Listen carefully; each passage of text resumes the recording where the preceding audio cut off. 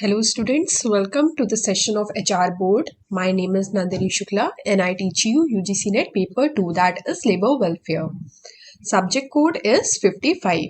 So आज का discussion है हमारा complete paper 2 which was held on 2nd September 2024 shift 1. Before starting with the class, I want to show you something. There is a special offer for you all, that is end of the year 2024 offer, okay? Which is valid till 31st December 2024. अगर आप लोगों को किसी भी class का PDF चाहिए, अब कौन सी क्लासेस का PDF मिल सकता है आप लोगों को? पहले तो जो क्लासेस हो चुकी हैं हम लोगों की या जो कमिंग क्लासेस है 31st दिसंबर तक जो भी होंगी उनका PDF आप लोगों को मिलेगा. उसके लिए आप लोगों को 3 स्टेप्स फॉलो करने हैं.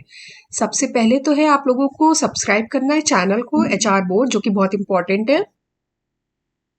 सेकेंड है आप लोगों को टेलीग्राम ग्रुप भी ज्वाइन करना है HR बोर्ड ऑफिशियल करके. अगर @HR बोर्ड ऑफिशियल आप लोग सर्च करेंगे तो आप लोगों को टेलीग्राम चैनल मिल जाएगा, ठीक है. और थर्ड हमारा स्टेप है, अगर आप लोगों को क्लास अच्छी लग रही हो तो क्लास को लाइक करिएगा और ना पसंद आए तो क्लास को डिसलाइक कर दीजिएगा. और आप लोगों को इसका मुझे स्क्रीनशॉट भी शेयर करना है, या तो आप लोग ग्रुप में भी शेयर कर सकते हैं और ज्यादा अच्छा रहेगा आप लोग मुझे पर्सनली भी शेयर कर सकते हैं, ठीक है, इस ID पर नंदिनी शुक्ला. ठीक है, आज की क्लास हम लोग स्टार्ट करते हैं with the very first question. आप लोगों के लिए बहुत ही इंटरेस्टिंग ऑफर होगा, ठीक है. If you want to avail then you can avail it. So starting with the first question, read the question.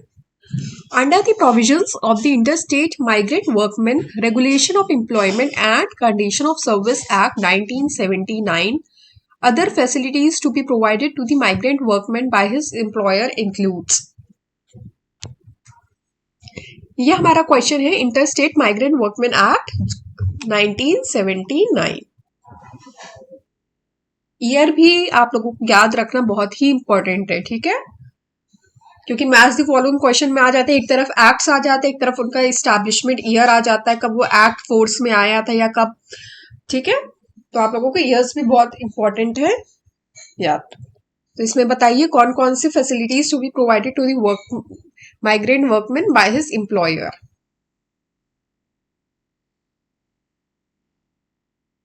The answer for this question is option 3, that is A, B, D and E. C option नहीं होगा, ठीक है. To provide education facilities to the children of migrant workmen.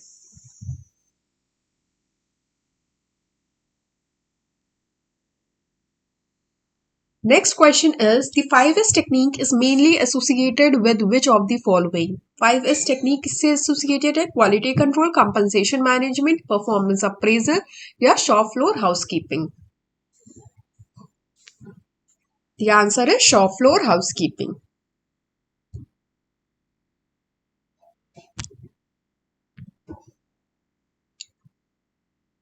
I'm so sorry.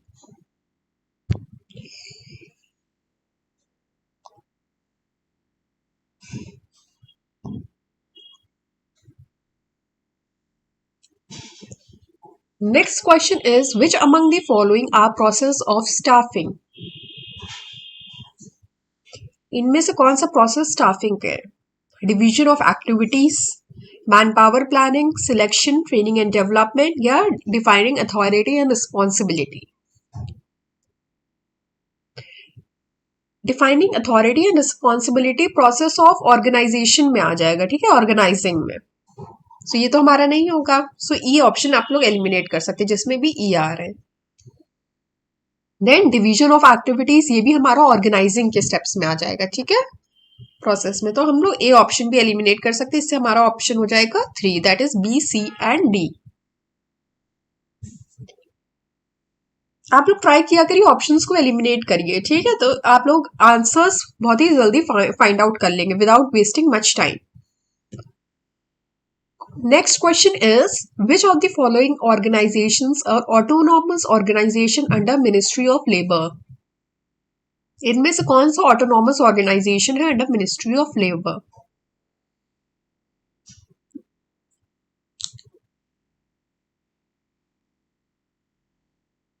The answer is option 2, that is A, B, C and E.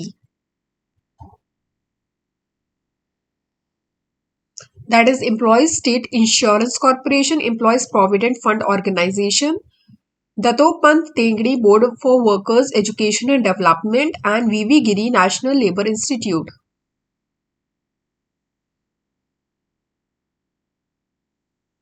Next question. Which of the following statements are not true relating to grapevine?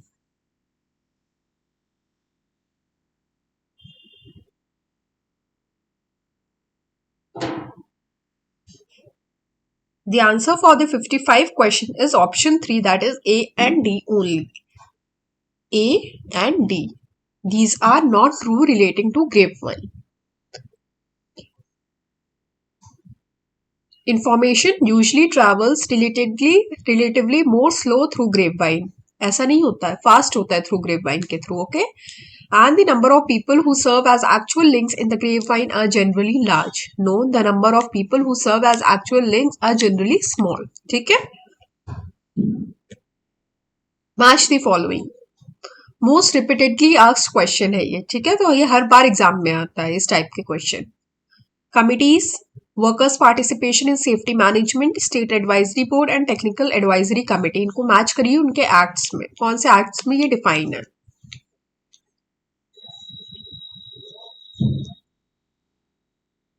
Try करिए eliminate करने का. अगर आप लोगों को किसी एक का भी पता हो तो एलिमिनेट करने का ट्राई करिए. Workers participation in safety management, safety से कुछ फैक्ट्रीज एक्ट से रिलेट कर सकते हैं आप लोग. बी का थर्ड हो जाएगा. बी का थर्ड अब किस में आ रहा है, या तो 1 हो गया या 3 हो. अब इसमें देखिए ए तो हम लोगों का 4 होगा, ए का ऑप्शन 4, क्योंकि दोनों में आ रहा है. माइंस एक्ट, कमिटीज में mines act. Technical advisory committee अगर देखा जाए तो ये चाइल्ड लेबर से एसोसिएटेड है. डी का सेकंड, तो डी का सेकंड किस में आ रहा है, ऑप्शन 3 में. तो ये हमारा रॉन्ग हो जाएगा, ये हमारा ऑप्शन थर्ड राइट हो जाएगा. सो स्टेट एडवाइजरी बोर्ड कौन सा एक्ट में, तो कॉन्ट्रैक्ट लेबर एक्ट में. Next question is 57. The advisory committee constituted under the Equal Remuneration Act 1976 shall consist of how many persons nominated by the appropriate government, of which one half shall be the women. अब ये इससे questions कौन कौन से निकल के आ सकते हैं. एडवाइजरी कमेटी कौन से एक्ट के अंदर कॉन्स्टिट्यूट हुआ है, इक्वल रिम्यूनरेशन एक्ट 1976 के अंदर. और कौन अपॉइंट करता है इसको, एप्रोप्रिएट गवर्नमेंट. सो 2 क्वेश्चन निकल के आए. थर्ड क्वेश्चन इसका ये पूछा जा रहा है, हाउ मेनी पर्सन कंसिस्ट करने चाहिए जिसमें हाफ विमेन होती है. इसका आंसर होगा option 3, that is 10%. Next question is 58. Mines act से रिलेटेड क्वेश्चन है. Year 1952. The special officer, after giving not less than how many days notice to the manager of the mine, enter the mine for survey, level or measure the mine? 30 days, 15 days, 7 days or 3 days?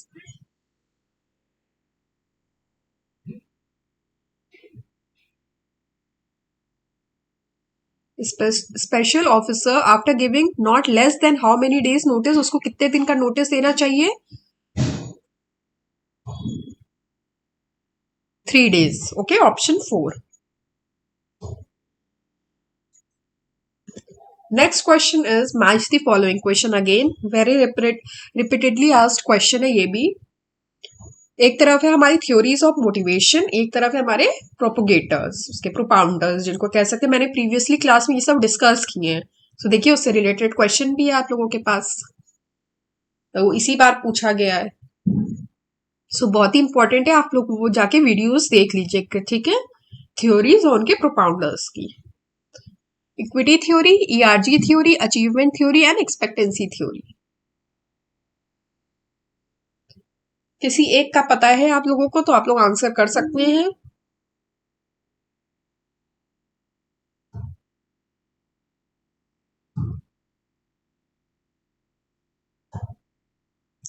एल्डरफर की ERG theory होती है. ठीक है, B का third. सो B का third तो हमारे 2 options में आ रहा है. चलिए 2 ऑप्शंस तो हमारे एलिमिनेट हो गए.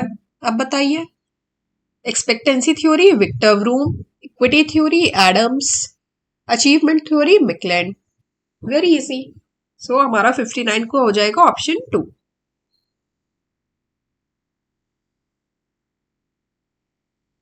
Next question is again match the following. One side they are list one में सोर्सेज ऑफ पावर और लिस्ट टू में features. Reward power, legitimate power, expert power and referent power.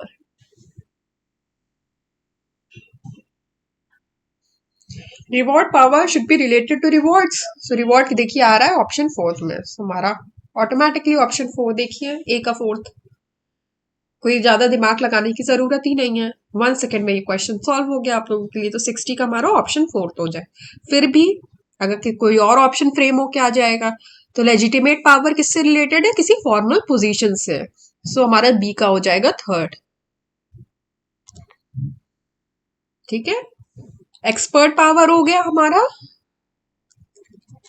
Recognise competencies से, और referent power हो गया हमारा option 1, ability to influence others as a result of being liked and respected. Next question है 61। Arrange the provisions of the maternity benefit act. अब ये देखिए आप लोगों के सिलेबस में नहीं है मैटरनिटी बेनिफिट एक्ट, लेकिन क्वेश्चन तो आया है। तो क्वेश्चन आते भी है इस एक्ट से, तो आप लोगों को ये एक्ट भी कवर करना है अकॉर्डिंग टू देयर सेक्शंस में अरेंज करना है from earlier to latest order में।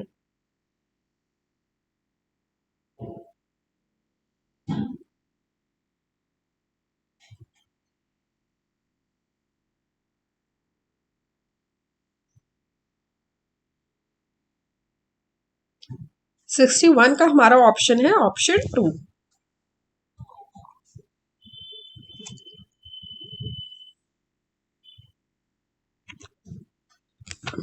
ठीक है। सो ये आप लोग सेक्शंस वाइज अरेंज कर लीजिएगा। जब मैं ये एक्ट कवर करूंगी तब आप लोगों को डिस्कस भी करा दूंगी ये वाला क्वेश्चन।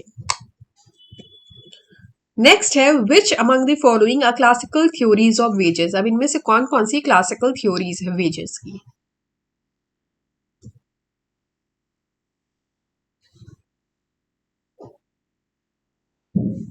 सबसिस्टेंस थ्योरी क्लासिकल है, स्टैंडर्ड ऑफ लिविंग ये भी क्लासिकल है, और द वेज फंड थ्योरी ये भी क्लासिकल थ्योरीज ऑफ वेजेस के अंदर आती है। ठीक है। कौन कौन सी होगी? Subsistence theory, standard of living theory and wage fund theory. A, B and D किस में आ रहा है? ऑप्शन 2। नेक्स्ट क्वेश्चन है which among the following are theories relating to accidents and risk taking behaviour. Accidents and risk taking behaviour के theories से पूछा गया है question. Psychological, economic theory, structural theory, psycho sociological theories या anthropological theories.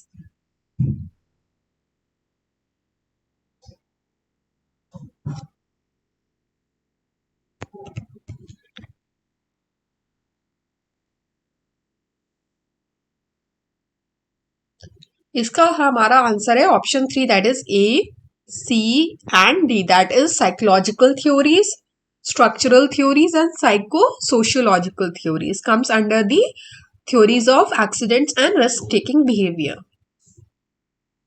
Next question, 64th.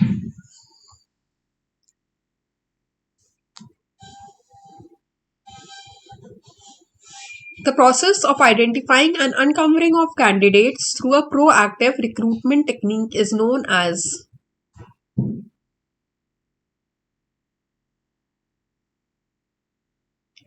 The process of identifying and uncover करना candidates को through a proactive recruitment technique is known as candidate sourcing.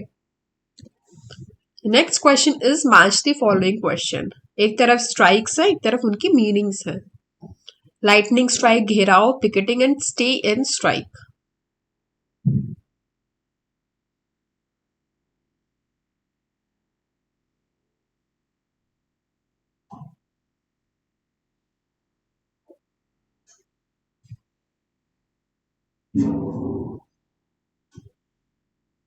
ये देखिए इसमें word आ रहा है, इसका meaning आप लोग पढ़ेंगे। An act of posting pickets and employees marching of workman in front of the premises of the employer.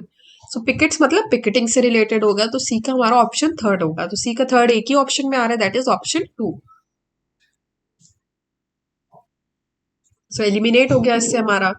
बाकी सब भी आप लोग मैच कर लीजिएगा। एक तरफ पढ़िए जरा। Physical blockade caused by conflict and organise mostly by employees. Blockade, blockade से रिलेटेड है हमारा घेराव, बी का हो जाएगा हमारा फर्स्ट।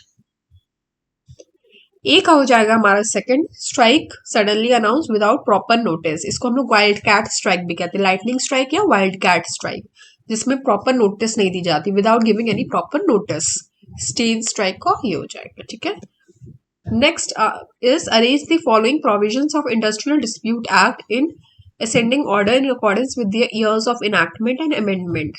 ये देखिए इस टाइप के क्वेश्चंस बहुत आ रहे हैं, या सेक्शंस में अरेंज करने को आ जाएगा या उनके इनैक्टमेंट ईयर्स या अमेंडमेंट ईयर्स में। सो इसलिए आप लोगों को सेक्शंस बहुत ही ज्यादा इंपॉर्टेंट है, याद रखना। अमेंडमेंट ईयर्स भी, ठीक है। ये क्वेश्चन मैं आप लोगों को कवर करूंगी, ठीक है, जिसमें मैं थोड़ा एक्सप्लेन भी करूंगी आप लोगों को। फिलहाल इसका हमारा ऑप्शन है 66 का 3।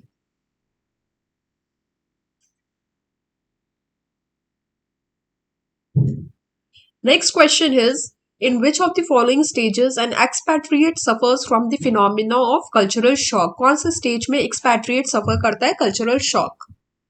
During the period of recruitment and selection, during the period of assignment abroad, during the period of repatriation, and during the period of training। 67 का हमारा आंसर है option 2, that is during the period of assignment abroad. What are the minimum and maximum number of protected workmen prescribed under the Industrial Dispute Act 1947? कोई मुझे protected workman का section बता सकता है comment section में? Minimum there should be 5 and maximum there should be 100, okay. Option 4। 69 का हमारा question है, which approach of management emphasizes that the task of managers is to identify which technique will in a particular situation under particular circumstances and at a particular time best contribute to the attainment of management goals।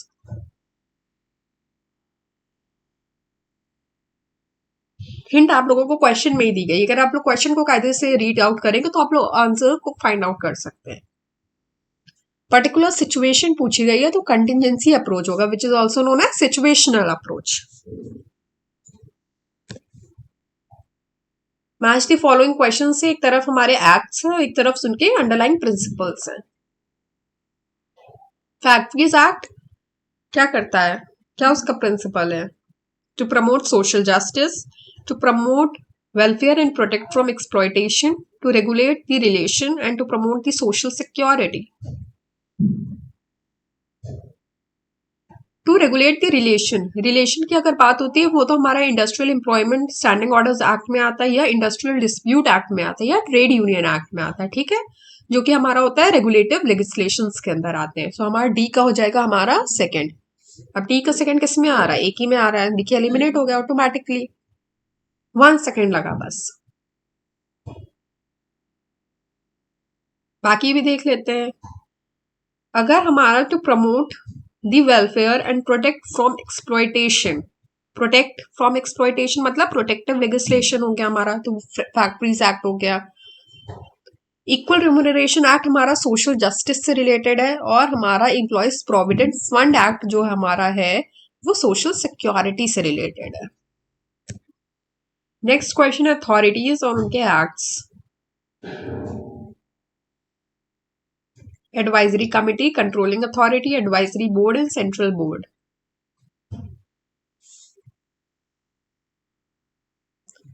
Seventy 71 का हमारा answer है option 1, that is advisory committee का is under the equal remuneration act. अभी हम लोगों ने इससे previous question में देखिए देखा था एडवाइजरी कमेटी, और उसमें एक्ट भी दिया गया था। तो अगर आप लोग ने क्वेश्चन को ध्यान से पढ़ा होगा तो इसका आंसर ऑटोमेटिकली निकल आएगा आप लोगों का, कोई दिमाग लगाने ही नहीं, अगर आप लोग ये क्वेश्चन नहीं भी पढ़कर आए होंगे। Controlling authority, payment of gratuity act, advisory board है हमारा मिनिमम वेजेस एक्ट के अंदर, सेंट्रल बोर्ड है एम्प्लॉयज प्रोविडेंट फंड के अंदर। आज हम लोग सिर्फ 75 क्वेश्चंस तक ही करेंगे, ठीक है। The displacement allowance equal to which of the following is to be paid by a contractor to every interstate migrant workman at the time of recruitment as per the provisions of the Interstate Migrant Workmen Act 1979. कितना displacement allow पे करता है contractor, ठीक है, याद रखिएगा, paid by who, the contractor.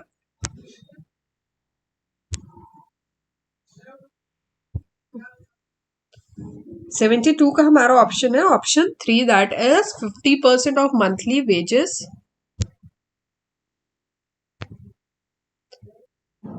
$72 का हमारा ऑप्शन है option 3, that is 50% of monthly wage payable to him of 75 rupees, whichever is higher.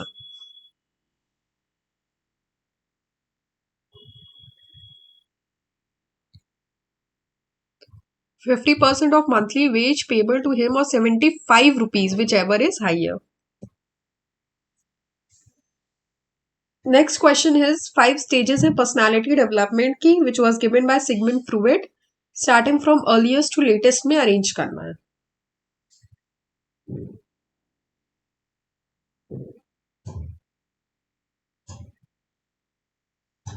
सबसे पहले हमारी स्टेज आती है ओवल स्टेज, देन है हमारा एनल स्टेज, देन है फेलिक स्टेज, और देन है हमारा लेटेंसी स्टेज, एंड लास्ट में आता है जेनिटल स्टेज. सो हमारा option 1 will be the right option.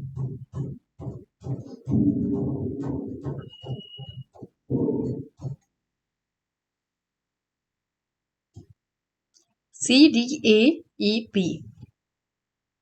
Which among the following are the characteristics of Indian labour market की इसमें से कौन कौन सी कैरेक्टरिस्टिक्स हैं? Diversity in the workplace, existence of perfect mobility, monopoly in the labour market, monopsony in the labour market, and highly competitive in character. The answer is option 1, that is A, D and E. Diversity होनी चाहिए, monopsony होनी चाहिए in the labour market, and highly competitive होती है in character. Last question of today's class is the supply curve of commodity slopes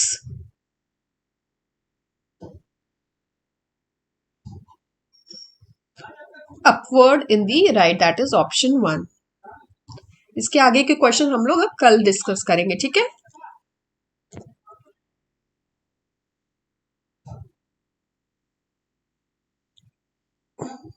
So this is all for today's class. Thank you so much, students. Please like the class, share with your friends. Okay, thank you so much.